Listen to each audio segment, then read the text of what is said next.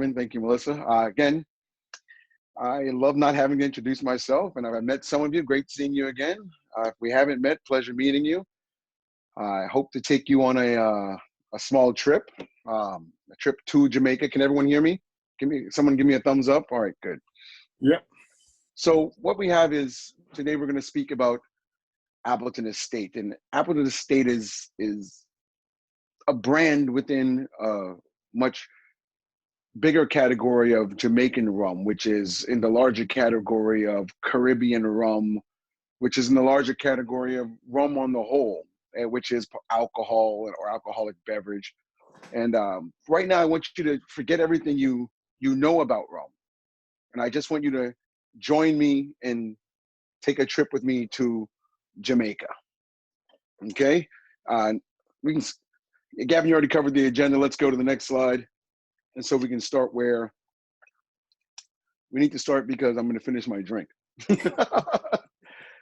When we talk about rum as a broad category, you can simplify rum and say it's the spirit made from sugar. Clearly defined beverage distilled from fermented products of sugarcane. But that doesn't give you any idea of what rum is. I mean, from that broad category, we have rum agricole, which is the RHUM you've probably seen spelled, or there's just rum. Cachaça can fit in there, rum view, clarin, screech. There's a whole measure of rum. So when we talk about rum, especially when we talk about Caribbean rum or RUM, we're talking about spirit made from a waste product of sugarcane production called molasses. So when we talk about rum today, we're speaking about rum from molasses. Is anyone else drinking right now, or is everyone just here to watch me educate? I'll fill mine up for you, Dwayne. Awesome. No, I'm drinking. Yeah, I'm drinking. Wonderful. Wonderful. So what makes, if all rum, all these categories come from this one plant, if you will, what makes it different? And we're going to dive into that. We're going to talk a little bit about the materials, the process of fermentation, aging, distillation, blending, and actually where it comes from. That sense of place impacts what style and ultimately the flavor that you're going to get in your glass. And we're going to the next slide, almost. Come on. Come on. So when we're talking about sense of place, hey, I knew I was right on point, right? Sense of place, rum can be made anywhere in the world that can grow. Just to the south and east of the Caribbean is where we're going to focus our.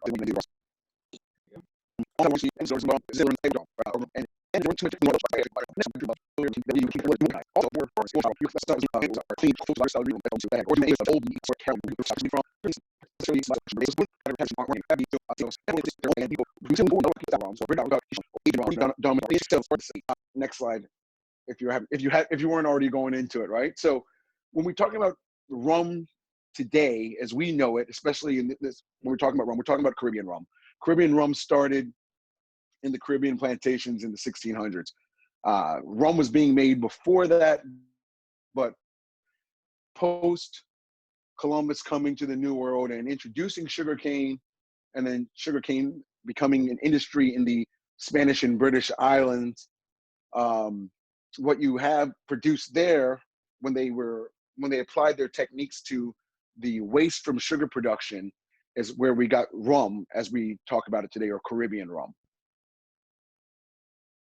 And if we're talking about Caribbean rum today, our focus is certainly going to be between 6 distilleries, when they were doing about 7 million between 150 coming through the years back in the wee days.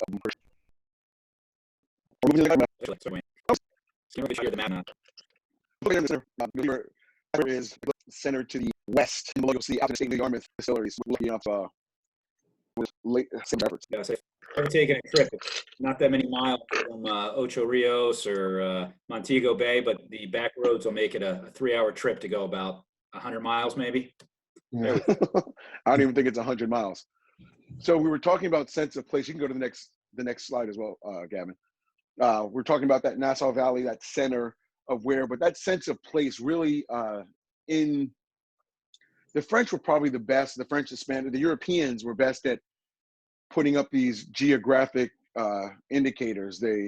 When you buy wine, you learn about AOC or these appellations of origin or denomination of origins, and what they all are, whether you call it AOC or DOCG, they're geographic indicators. So sense of place lets you know that if it says this, it must come from this, and it's regulated and it has rules. And it's so important for products with heritage and provenance to protect the products that are coming, because or else anyone can call anything, or you buy a bottle of champagne and you expect it to be champagne, but then you end up with a bottle of sparkling from somewhere other than the Champagne region, and the quality, you don't get what you were expecting. So it's like when you buy something with a name that has a place of origin, it's like a guarantee that you're getting what you pay for. So Jamaica was the first Caribbean country to come up with a geographic indicator, and it is for jerk. So if you buy something that says Jamaica jerk, am I still here? Yeah, look like I dropped my screen share. Yep. All right, it's okay. If you buy something that says Jamaica jerk, guarantee you that spice blend follows the rules set forth by the governing body that determines what is the standard for Jamaica jerk. So in Jamaica, when they say things are coming, but we don't know how long it's going to come, they say soon come. So for Blue Mountain Coffee, GI soon come. And Jamaican rum, we're working hard and putting forward the standards so that soon come we can have a geographic indicator for Jamaican rum, so that when you pick up a bottle of Jamaican rum and you read it on the label, it can actually mean something. Next slide. All right, so some of the minimum standards for Jamaican rum will be made from molasses. These are, and Jamaican waters, everything made from Jamaican sugar cane, no additives, and then minimum aging, which is huge when it comes to rum.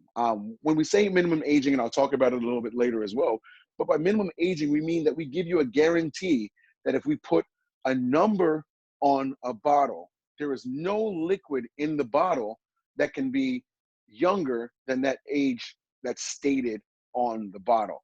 Now, some spirit categories have already championed this. Scotch is known for age. If there's an age on the bottle, you know you're not going to find anything younger than that. In bourbon, whiskey's been very good about age statements. Rum, not so much. So loosely regulated because there's different ways of blending, and so some people will put an average age, but we'll get into that. But minimum aging for our Jamaican rum, if we put a number on the bottle, it means something. Next. Brand history. Next. We're going to roll into Appleton Estate, and we're going to talk about how we make rum. We have a rich rum production history. 1749 is the earliest documents that we have to show that we're producing rum. So that makes us the second oldest rum producing distillery in continuous operation in the world. Our neighbors up the street in Barbados have older documentation, so making them the oldest. However, both distilleries, and I'm talking about Mount Gay, Appleton, were both distilling in the late 1600s. So no one has documents to support when they first started, but it's beautiful to know that we've had this rich rum history documented since 1749. So Dwayne, let me, JK had a question earlier, because Okay. if you guys haven't seen this, these are our new bottles and our new labels that literally just started shipping, depending on which store you're in the county or where you are in the country. The signature blend was once the VX, and it's a label refresh. It's the same liquid that it's been, but trying to give it a premium feel. And the 12-year is going to be that minimum 12-year-old, that same liquid, The new one is going to be the 8-year minimum. So these may not look like the Appleton bottles you've seen over the years because we are about 30 days into getting everything, from our plant in Jamaica into the U.S. and through the county stores for you guys to pick up. So that's why if this is unfamiliar, this is what you guys are going to see moving forward from us. So hold on. Signature and VX, same thing? Guaranteed. So Appleton Signature is VX. If you go and order it as VX, people might start to get confused, but VX is Signature. And if you were able to taste Rare, the 12-year, it was Rare Blend. No, it's Rare Cask. It has a fancy bottle, and it's the same juice, I promise you. The only thing that's new, as Gavin just said, is the 8-year. And what we did is they reformulated.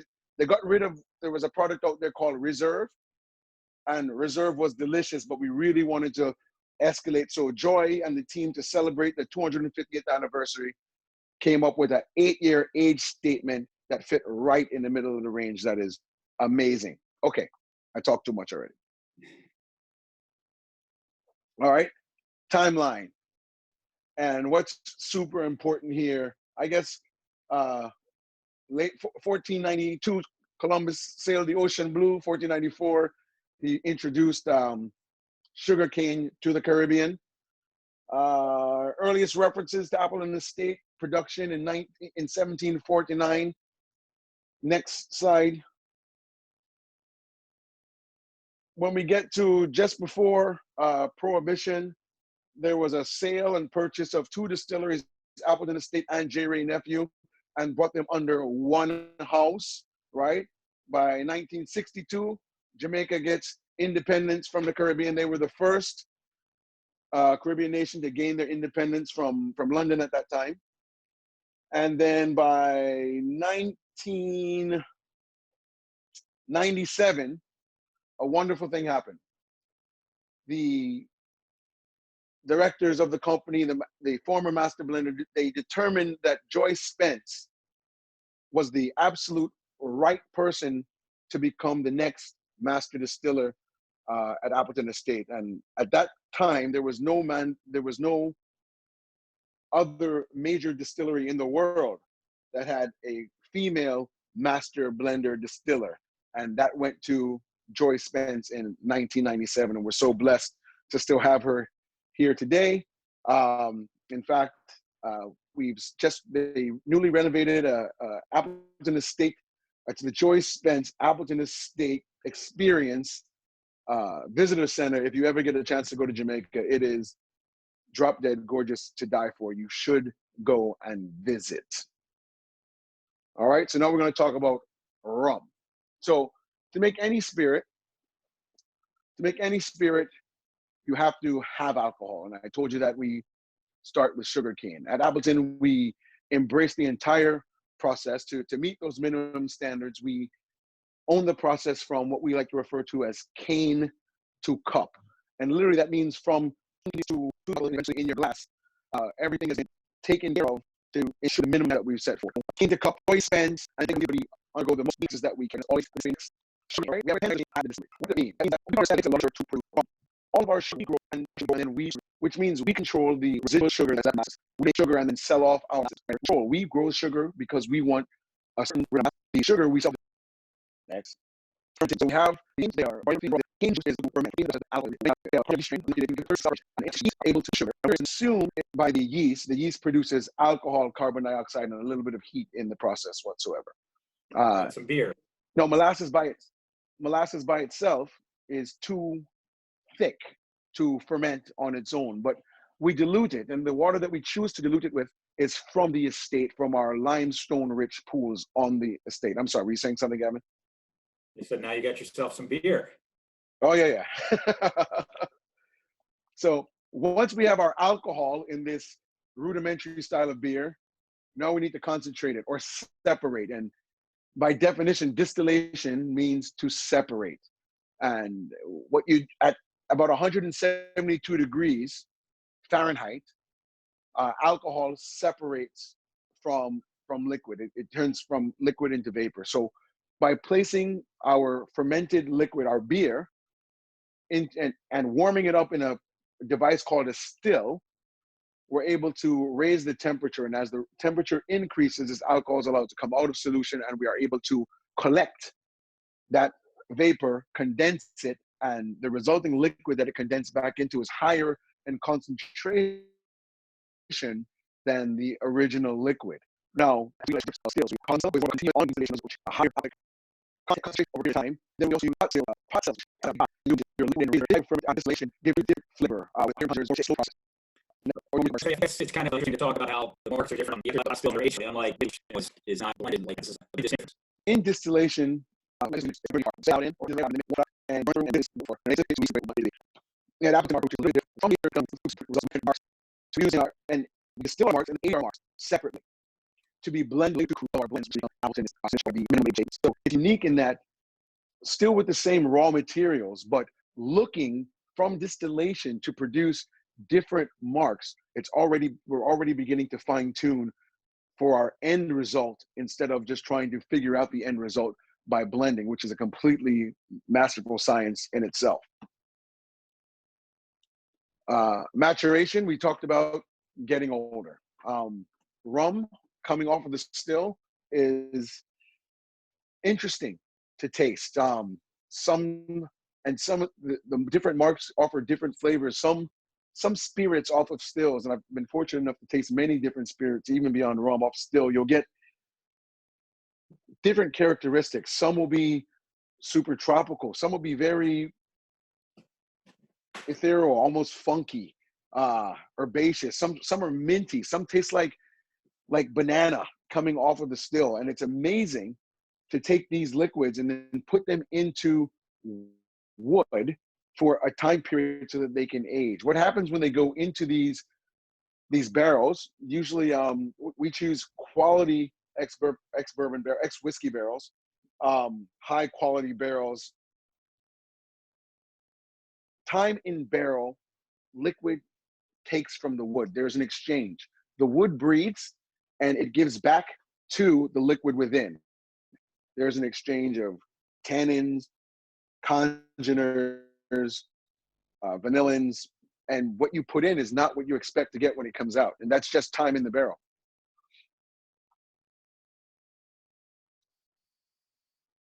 Two key features are equivalent to a flare method, blending or average aging. So you can take take rum from a 15-year-old cask and rum from a 5-year-old cask, and then tell people, and even not even in equal proportions, but because you have some 15 and some 5, and you have an age statement on your bottle. I can't tell you what that number means, because it doesn't mean much, and it has to be explained to you because it doesn't mean what you would think. I need to get off that soapbox.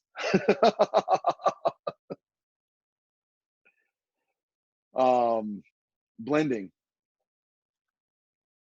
I never understood how important blending could be or is, but imagine you have 3 bottles, right? 3 bottles or 15 bottles of anything that you want, but you need to make something consistent for a flavor profile or make it taste good. And you have to know how much of each to take. It's just, I did a seminar trying to explain blending to bartenders.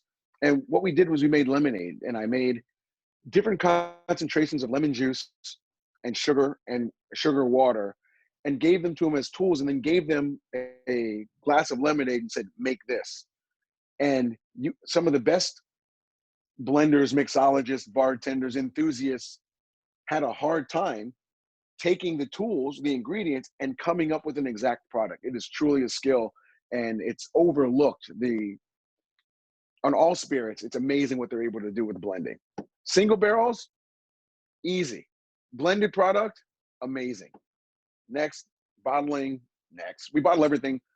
We guarantee, again, from the cane to the bottle. So we don't ship in bulk to other countries or Jamaica. Our rum must be bottled in Jamaica. I think another good thing to note is that you can't add anything to it, including sugar. So you're just drinking the aged distillate with no additives. It's going straight from the barrel with water only added to the bottle. True. It's allowed. You can add caramel for color consistency. You can add sugar or caramel for flavor to sweeten your rum. Some of my favorite rums, there's some delicious rums out there that they put sugar in the bottle. Why do they do that? I don't know, but we don't do it at all. We're not saying it's wrong to do it. We're just saying that we can achieve great product as intended without having to adulterate with anything else. So this is a snapshot of the process. If you guys weren't taking notes, take a screenshot. We can go from the cane to the sugar extraction. Again, we don't use the sugar, but we sell that from the estate. You take our molasses, blend it with water, allow it to ferment for how long? It's there, 36 hours. Run that through our stills. What comes out is aged, is passed through Joy and her team to be blended, and then bottled for your enjoyment. Remember, we don't blend before we go into barrel. We age our individual marks, and when each mark is ready, they are blended to be perfect, and then go into the bottle according to their blend. And of course, minimum age is placed on the bottle. Dwayne and I can confirm that the water source is that unnaturally blue in the top after it comes through the limestone. We have traveled the back roads to see it. That is not a doctored shot. That is how blue the water is that they're sourcing on the estate. It's the bluest water I've ever seen.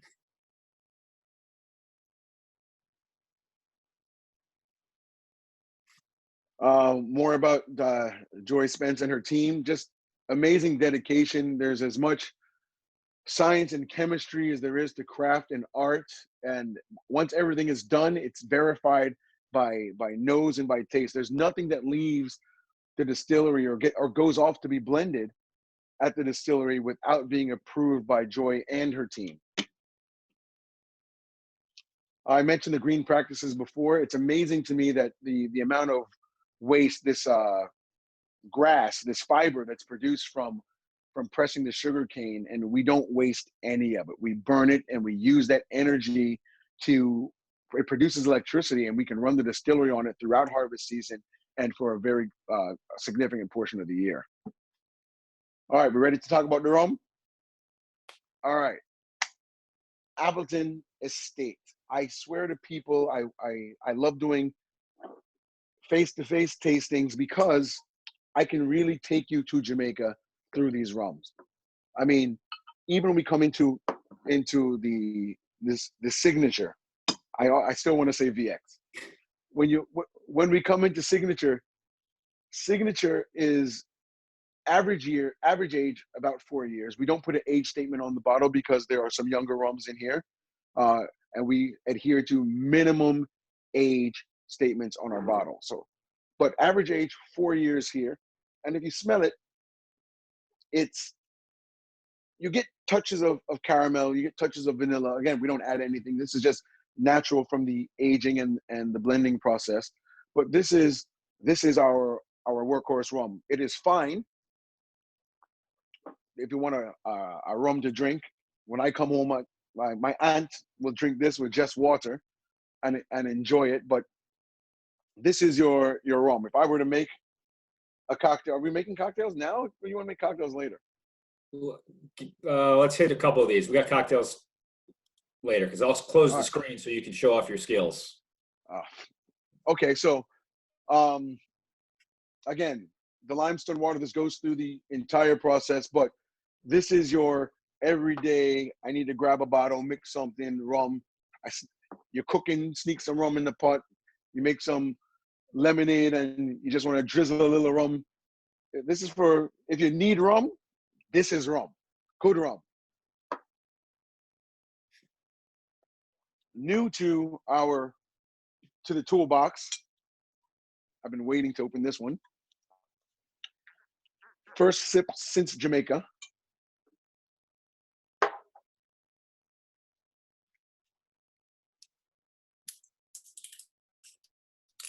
our 8-year reserve? In the chat, it's the 8-year reserve. So what does that mean? Anyone? First answer. Oh, someone got it. 8-year minimum. Minimum, 8-year minimum, right? So this is 8 years of Jamaica, in Jamaica, on Jamaica, represented in a glass. This is your first trip. You begin tasting some of the ester, some of the natural funk from the blending here, some more of the pot still coming in here, but still can run into a cocktail. You want to, your same cocktails that you were drinking with your signature, you can elevate slightly. This right here, I love to show off with cocktails because it's the right price point. It's a beautiful flavor profile. I mean, this is my daiquiri. This is my Mai Tai. This runs with citrus and elevates cocktails. It just makes it quite rich. You can keep going with it. If we move on to the 12-year, well, the 12-year is my sweetheart. 12-year is right here in my heart. I can drink it. It works neat on the rocks. I can stir it out into a spirit-based drink with just bitters, a little sugar, like an old fashioned, or just a little ginger peel. I sneak it into daiquiris as well. It's certainly a brown sugar daiquiri. Oh my gosh, it's a runaway drink. Also, it plays beautifully if you guys are into a little more detailed cocktails and doing things like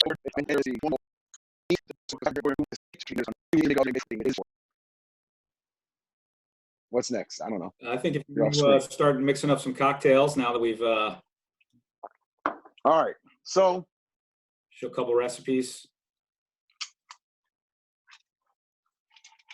The easiest thing to do is to come home, and everyone bangs this drink around, and it really is a workhorse. But if you want to know what to do with your spirit, I love the mule.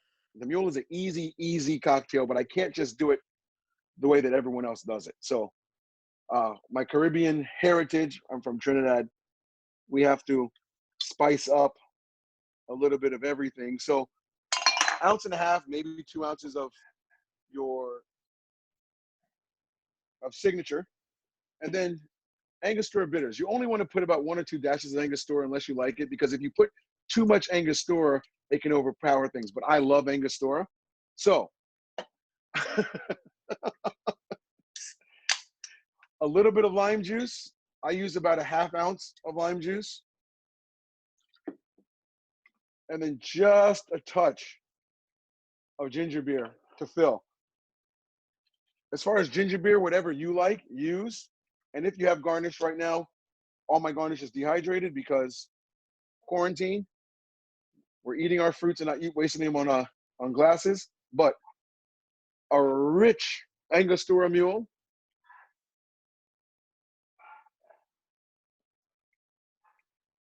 But again, the signature will work in your rum and coke.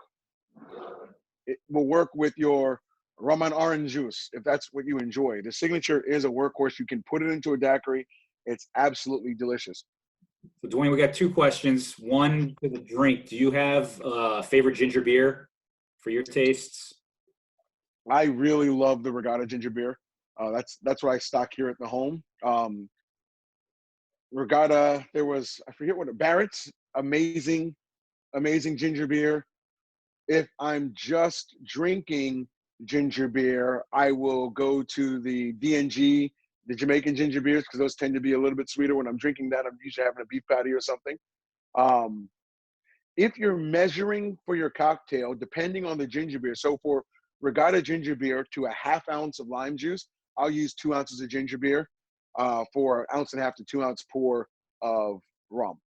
I think I saw someone ask how much ginger beer. Yep. And if Any other questions? Year-old Mike, we're happy to come over and taste with you. We see that locked up behind cases very often. Not very often, but whether it's Jamaica or there might be 1 or 2 bottles floating around between Maryland, DC, and Virginia. But Of what? The Appleton 50-year-old. Oh, I don't have it here. Either do I. I've never even seen the bottle. I think Otis, might have a bottle. Who? The MGM Casino might have a bottle. I'm on my way there as soon as we're able to go and be in those I have places. no idea what it costs an ounce, but I'm sure it's not cheap. I'll make sure I invite you to go with me. So, favorite rum cocktail for me, it's the base. If you guys were on earlier, I was drinking a Planter's Punch, right? And then if you ever go to an island anywhere, they always beat you with a rum punch as soon as you show up. It's a rum punch, and you can ask everyone for a recipe for a rum punch. And the reality is, rum punch is a contract, and it says you want something delicious that represents sense of place. I'm going to provide that for you. So that's what happens because if you go to a rum shop and order a rum punch, they're not going to mix anything for you. Rum punches aren't meant to be in the shop. Rum punches are something that's in someone's home. There is a recipe. It's a poem. It's 1 of sour, 2 of sweet, 3 of strong, and 4 of weak. And if you make it, it ends up being something like this that sits in a jar that you will pour off for people when they come to your house for holidays. And it's sweet and it's strong and it's absolutely delicious. But when you go into a bar or a restaurant and you order a rum punch, they give you something very fruity, very tropical, and they try to hit you with what they think you want, which is exactly what it is. I often tell people that if hospitality is a handshake, then rum punch is the hug. And I really believe that. But if you need a recipe for a rum punch, which I wasn't planning on doing today, how are we on time, Gavin? No one has Rum to punch. stay. No one has to stay. So if you have to go, no, we're all right. A rum punch. Well, my favorite stand-in for rum punch is a Planter's Punch. And if you Google a Planter's Punch from a reputable place, it'll be rum, lime, sugar, and water. Okay, Difford's has an amazing Planter's Punch recipe, and it's just that. It's dark rum with fresh lime, sugar, and water and bitters. If you sneak just a little pineapple juice or a little orange juice into that, you'll make something that's so delightful and so much better than anything that started with a named fruit syrup, strawberry or cherry or any other thing. And I think you'll be pleased with. But I will go over the basic rum cocktail that everyone should know how to make. Before you do the daiquiri, can you do the rum punch one more time? What's that? Before you do the daiquiri, can you do the rum punch poem one more time? We have Steve's asking for it. 1 part sour, 2 parts sweet, 3 parts strong, 4 parts weak. So sour, lime, sweet, sugar, normally done in a sugar syrup these days. Strong is your spirit, and weak is your dilutant. So that could be from ice shaking or water added. In the punches of the ships, the dilutant was tea, and they would add spices. But the citrus, the sugar, the spirit just needs to be diluted down to something that's enjoyable for you.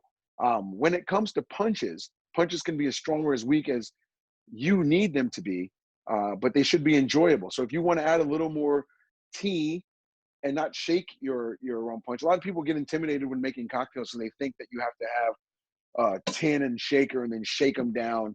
If your ingredients are cold, shaking is about chilling it down and then you pour it over ice to keep it cold.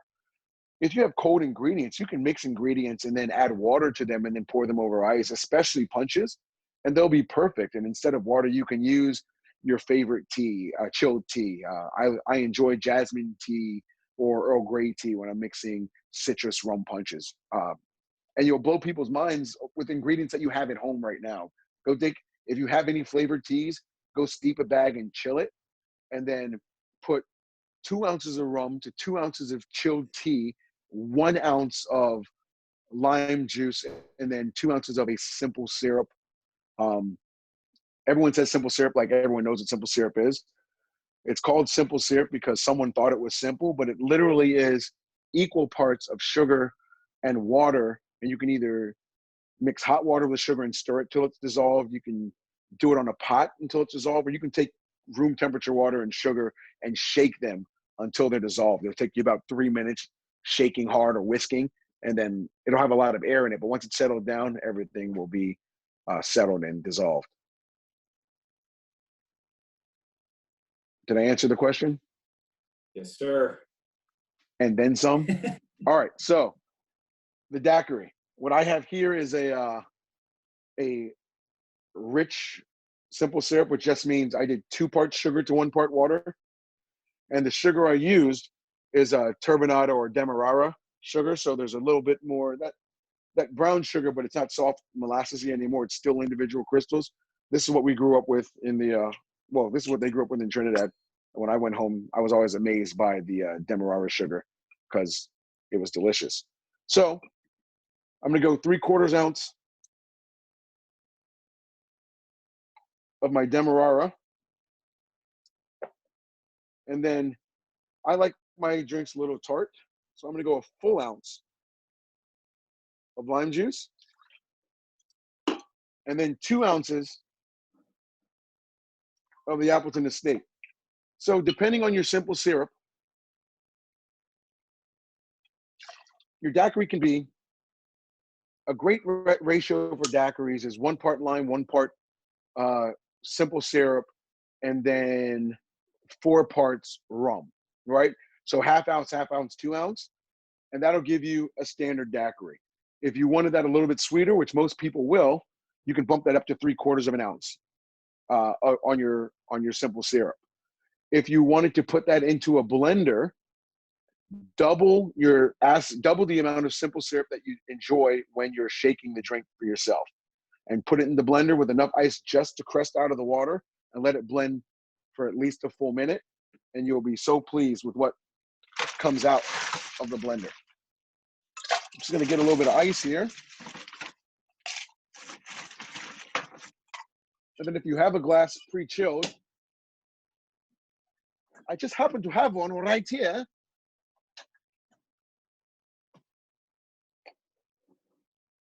Now remember, the purpose of shaking is to chill, dilute, and then it mixes some air into the cocktail as well.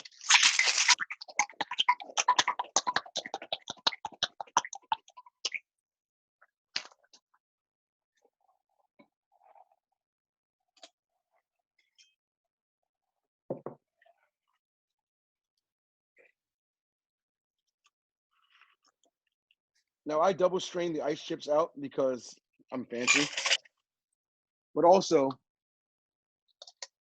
the ice chips will continue to dilute. And if you've ever heard someone complain about if you let your drinks sit, they get watered down. I say you're letting your drink sit too long. However, just removing those few ice chips out, if your glass is chilled and your drink is properly chilled and diluted, then there's nothing else to dilute within the glass. And again, if you want to be fancy, take a picture, add a garnish. If you enjoy yourself, you want to enhance the nose, plus I picked them in already. That's a daiquiri. Now, I remember ordering daiquiris. Daiquiris meant strawberry or lime and a blender. However, this is a classic daiquiri, and I'm going to drink it. And cheers to you all. Well done, Dwayne. Looks good. We posted in the chat here some recipes that for the daiquiri, a Jungle Bird cocktail, a Mai Tai, and some other ones, as well as the mule that we had in there. So if anyone's interested in finding something to step a little bit of their rum game up with their drinks, feel free to download that, take that, and grab some ideas. But I don't think we had anything else on the agenda, did we, Dwayne? I don't believe so. Unless there's any more questions, I'm happy to ask. I'm happy to talk rum with anyone. I think I want to open up a digital rum shop, just to engage in conversations.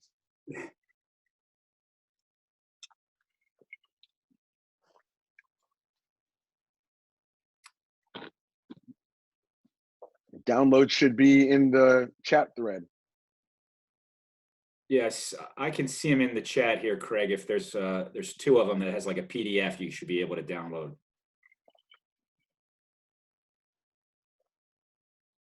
Yeah. Or we could watch another great. Mm-hmm. Was that thunder? Yeah. glad you guys enjoyed that. Well, the ones that said they enjoyed it. If you didn't enjoy it, I'll try again harder next time. Yep, the Appleton 12, everything besides the 8-year should be available in the county. The 8-year will hopefully be ready and available soon. But you can get the signature blend, the 12-year and the 21 all from the county stores. You gonna recognize them? Yes. Think about Gonna them? go buy them? No, maybe one or two, but Well, they're on sale. some are very expensive. The only thing we had in Clarksburg was the signature. She's like, come here.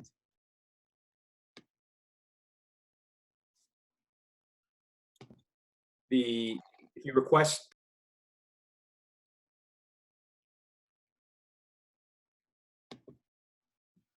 You're muted. You're muted. You're muted. I can't hear you. yeah, it keeps muting me every time I start talking. There you go.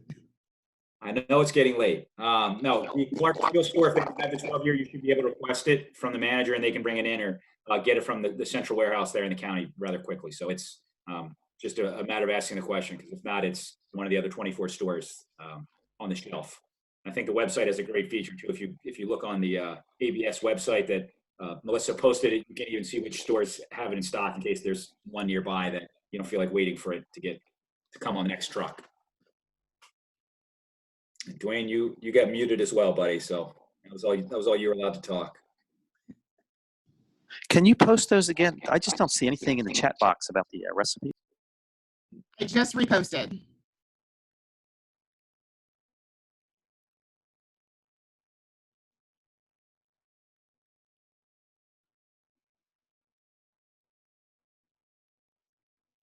There it is.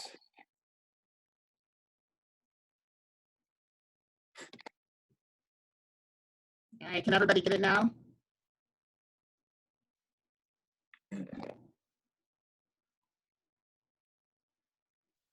Awesome. Well, thank you all. I had to leave to go unmute myself on the camera. Yeah, that's This weird. is my house. For some reason in my chat box, they're just not showing up. I don't know. It's kind of weird. It's okay. We'll post the copy of the video tomorrow on our website, and I'll try to also post the recipes there as well in case you all couldn't get them out of the chat function.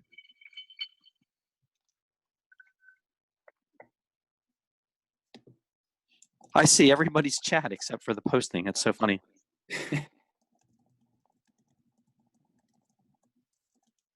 What's the funkiest? Funkiest what? Of these? I do see the downloads in the chat. Are you on your phone or are you on your computer? Because sometimes Zoom doesn't have full capabilities from mobile devices. Yeah, I'm on my iPad, so maybe that's the problem. Yeah. I mean, we're getting the real rum questions now about the Hogo and Funk and defining what they are and where you can find Where them. they are. So that's, Bring the questions in. yeah, they're any of them have funk, or I guess referred to called Hogo. You know, the term for. Well, You know, yeah, flavor Hogos profile. are your heads, but anyone have specific recommendations on the funkiest rums, either from Jamaica or elsewhere? If you're looking for high ester rums, I think Jamaican rum truly defined that category. One of the earliest and still most popular high ester rums is the J. Ray and Nephew. There are many of them available out there, and just to your preference, there's some delicious rums out there. But if I was going to recommend or steer you anywhere to get a high ester, heady Hogo delicious rum, it would have to be J. Ray and Nephew. Wait, I might happen to have some right here.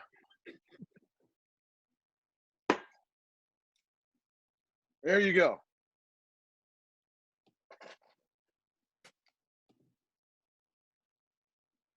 Any other? Thank you, Mike. Thank you very much. I leave it dedicated for work, and so I don't get to drink much down here. Hopefully, we'll be able to be outside and drink in bars once again, so I don't create any new habits in the house.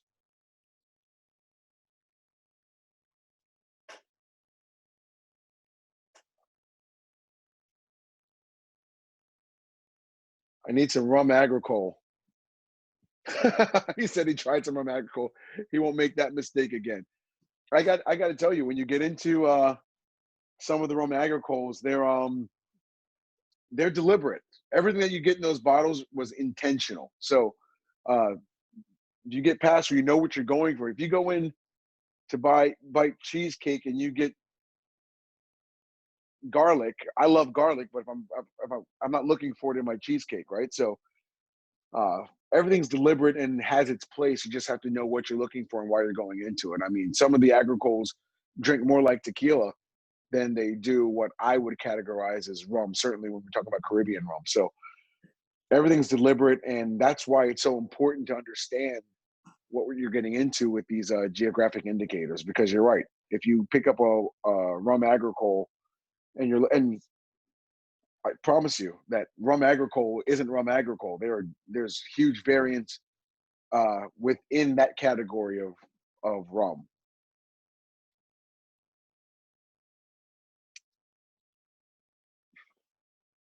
So the easiest painkiller is if you followed a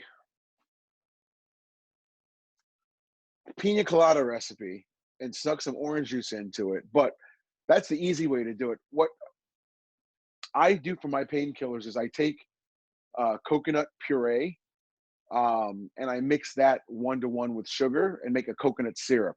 I guess the easiest thing to do is to buy Coco Lopez or one of those cream of coconut. Goya makes a good cream of coconut that's ready to go, and use that as your sweetener and add lemon juice. So think 1 part lemon juice. So if you're going 1/2 ounce lemon juice to 1 part coconut, so a full ounce coconut, 1/2 ounce pineapple, 1/2 ounce orange, okay? And then your 2 ounces of rum, and then hand shake that. Best painkiller ever. Don't forget your nutmeg when you're done.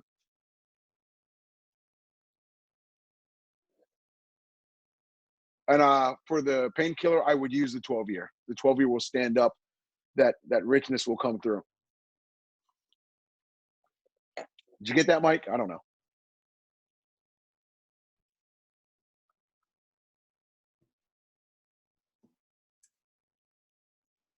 Awesome.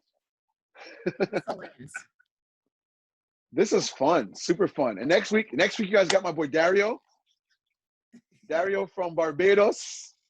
That guy, it's a shame that he's talking to you about gin, because if you get that guy talking about his rum, he can tell you a story and give you a show too. He's an amazing guy.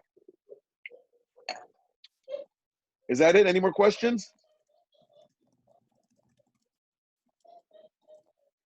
Thank you so much for having us. Thank you guys.